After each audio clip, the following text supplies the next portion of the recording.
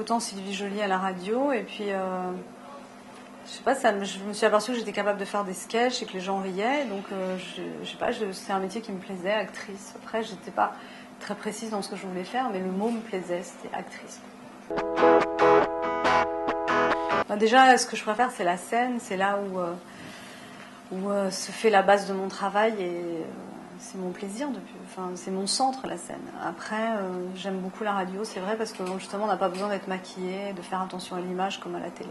Enfin, quoique maintenant, ils sont tous hystériques de vouloir vous filmer pour vous mettre sur Internet, mais...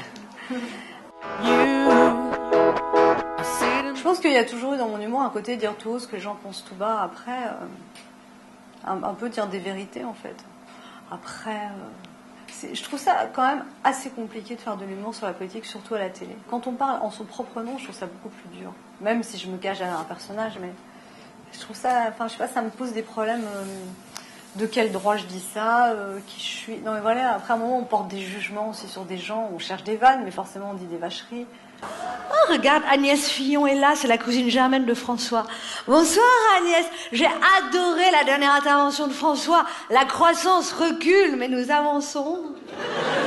Très difficile de ne pas se répéter. Une fois que vous avez dit que Sarkozy était petit, que Ségolène était un peu faux-folle, que Martine Aubry était pas très jolie, que Roselyne Bachelot était grosse, que Borloo buvait, enfin...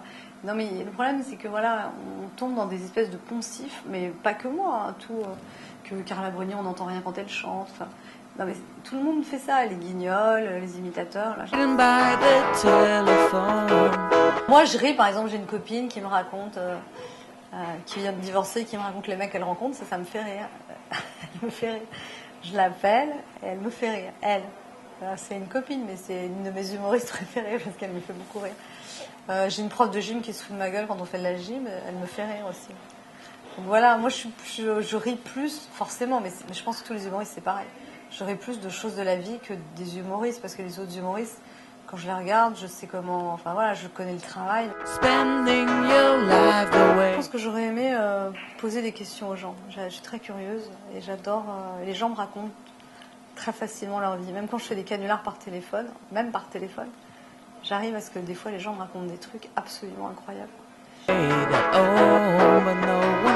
Original, de ne pas copier les autres, parce qu'en fait souvent, mais moi-même je l'ai fait au début, hein, j'imitais Sylvie Joly, souvent on copie, mais des fois inconsciemment ou consciemment ces modèles, et l'important c'est d'être vraiment différente en fait, et puis après de beaucoup travailler aussi je pense, et puis de ne pas se décourager, enfin...